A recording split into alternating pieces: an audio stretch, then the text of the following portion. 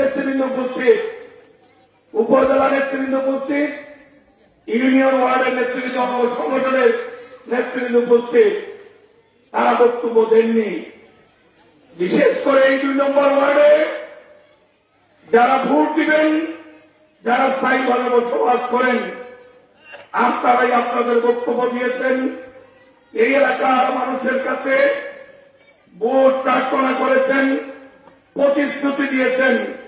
আল্লাহ রাব্বুল আলামিন যদি দয়া করে বিএনপিকে রাষ্ট্র পরিচালনার সুযোগ সৃষ্টি করে দেন, আর আমরা যদি বিএনপির সঙ্গে কাছে থেকে কাজ করার সুযোগ পাই, এই এলাকার অগণিত মানুষের অসংখ্য সমস্যা দীর্ঘদিন যাবৎ ছিল, বর্তমানও আছে। আমাদের নেতৃবৃন্দ আপনাদের সামনে বক্তব্যের মাধ্যমে তুলে ধরেছেন, বিএনপি ক্ষমতায় গেলে যেন আমরা এই সমস্যাগুলির সমাধান করি। এটাই হচ্ছে একটি রাজনৈতিক দলের কাছে দেশের জনগণের প্রত্যাশা।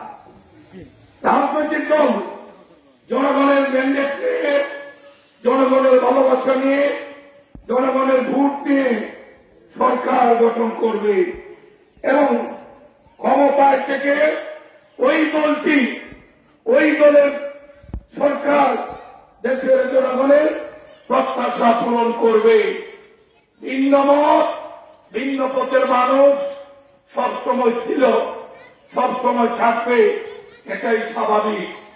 কিন্তু গত 17টি বছর আপনাদের অনেকের বক্তব্য এসেছে, এখানে 18 সালে সভা করে আমরা বাড়িতে যেতে পারিনি। সেই সময় হাসিনার পুলিশ, হাসিনার বিবি, ছাত্রলীগ, যুবলীগ, পান্ডা লীগ সেই সময় আমাদের উপরে কিভাবে ঝাঁপিয়ে পড়েছিল, এই দিনটি নিশ্চয়ই আপনাদের মনে আছে। আজকে হাসিনা মুক্ত বাংলাদেশে হাসিনার সেই অতি উৎসাহী পুলিশ নেই, যুবলীগ ছাত্রলীগের তাণ্ডব নেই। আজকে আমরা হাসিনা মুক্ত বাংলাদেশে, সন্ত্রাসী মুক্ত বাংলাদেশে, মুক্ত বাতাসে আজকে আমরা আমাদের নির্বাচনী সভা করছি। সেই জন্য মহান আল্লাহ শুকরিয়া আদায় করছি, আলহামদুলিল্লাহ। আল্লাহ রাব্বুল আলামিন পৃথিবীতে আমাদেরকে পাঠিয়েছেন আল্লাহর আদেশ, আল্লাহর উপদেশ, আল্লাহর নির্দেশিত পথে আমরা যেন পরিচালিত হই। আল্লাহ বারবার বলেছেন সীমা এই যেন আমরা লঙ্ঘন না করি, আমরা যেন কেউ অহংকারী না হই, আমরা যেন কেউ অন্যের ক্ষতি না করি। গত 17টা বছর আপনারা দেখেছেন আমরা যে দেশে বসবাস করেছি সেই দেশটির নাম বাংলাদেশ।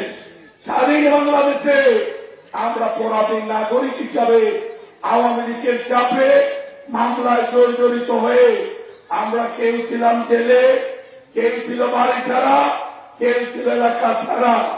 এই ছিল আমাদের দুঃখ।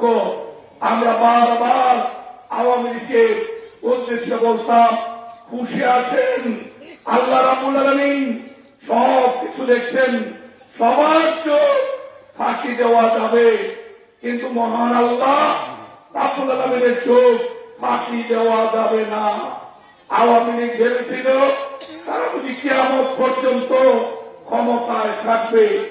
এতটা অন্ধ হয়েছিল নিরীহ মানুষ, সাধারণ মানুষ, অন্য মতের মানুষ, যারাই একটু শক্ত কথা বলার চেষ্টা করেছে, অন্যায়ের প্রতিবাদ করার চেষ্টা করেছে, আওয়ামী লীগ তাদেরকে মিথ্যা মামলায় কারাগারে ধরে রেখেছে।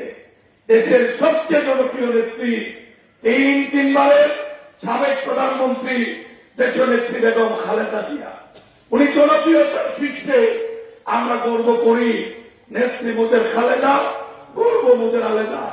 খালেদাকেই একমাত্র নেত্রী যার জীবনে কোন জাতীয় নির্বাচনে পরাজিত হতে হয়নি। তিনি আমাদের অহংকার শ্রদ্ধা বেগম খালেদা জিয়া। শেখ হাসিনা ভাবত বাংলাদেশের জনগণের মুখ যদি চিরতরে বন্ধ করতে হয়, সরকারকে বিএনপি নামক রাজনৈতিক দলটিকে ধ্বংস করতে হবে। যদি বিএনপিকে ধ্বংস করতে হয়, বিএনপিকে নেতৃত্ব শূন্য করতে হবে। আপনারা দেখেছেন আমাদের প্রিয় নেতা তারেক রহমান সাহেব এই 111 তথাকথিত এই কুলেঙ্কাররা আমাদের প্রিয় নেতাকে সেই দিন নির্মমভাবে শারীরিক নির্যাতন করে বঙ্গুত্তরটিকে ঠেলে দিয়েছিল। আমাদের প্রিয় নেতা জনাব তারেক রহমান সাহেব উন্নত চিকিৎসার জন্য সেই সময় লন্ডনে ছিলেন। উনি লন্ডনে থাকা অবস্থায় আওয়ামী লীগের